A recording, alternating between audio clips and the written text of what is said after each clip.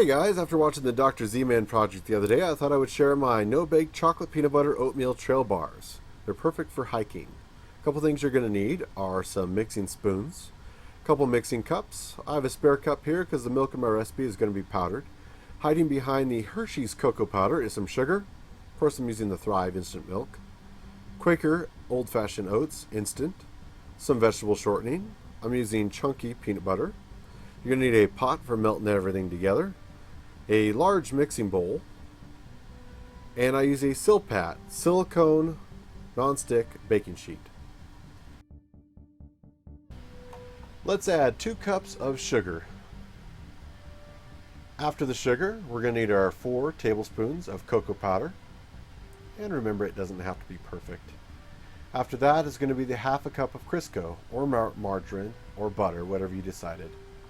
I'm using 1 tablespoon of instant milk in a half a cup of water, and that is going to give me a half a cup of milk for the recipe.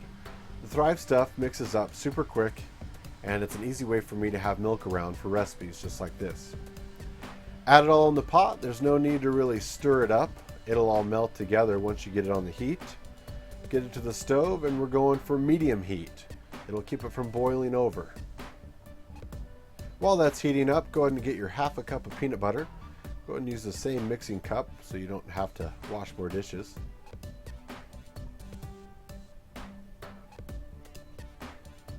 This recipe calls for 3.5 to 4 cups. If you start with 3.5 cups, you can always add a little bit more. It's a whole lot easier than trying to take oats out after you discover you have too many. A little touch of sea salt with your chocolate goes a long way. Go ahead and stir it all up. The main reason for this is just trying to break up that vegetable shortening so that it melts a little bit quicker.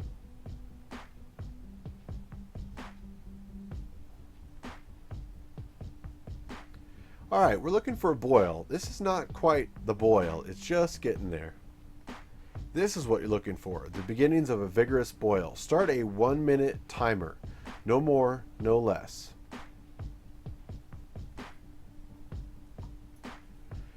After 1 minute of not boiling over, you're going to add your peanut butter. Now as you lift the pot off the heat at this point, just to keep it from cooking any further as I mix the peanut butter in. It doesn't have to be perfect. The heat of the chocolate will make the peanut butter soft enough. When you add this to your oats and start mixing everything together, it'll mix right up.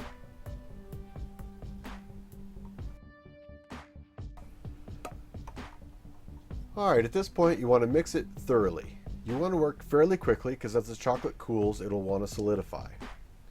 The reason we did a 1-minute timer was because any less than a minute and your mix won't set up as much. It'll stay in a gooey state. Any more than a minute and you're going to have a very dry, crumbly bar that'll be very difficult to hold its shape. It'll basically be a chocolate granola at that point. If you got a little extra chocolate like I do here, go ahead and sprinkle a little more oats into the bowl and mix it in. Once you're happy with the way the mix looks,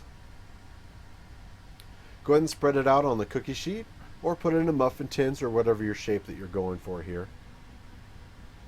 Now you can put this in the refrigerator to cool off quicker, but it should cool just fine on the counter. Go ahead and spread it out so that it cools evenly. Kind of sum up your edges so you got nice even bars when you cut this up later.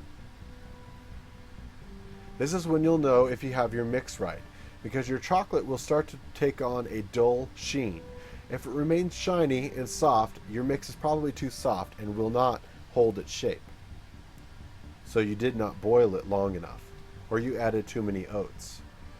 Never cut on the silicone baking sheet. So I'm taking a cutting board, I'm going to flip it over so I can peel away the silicone pad and cut it into bars.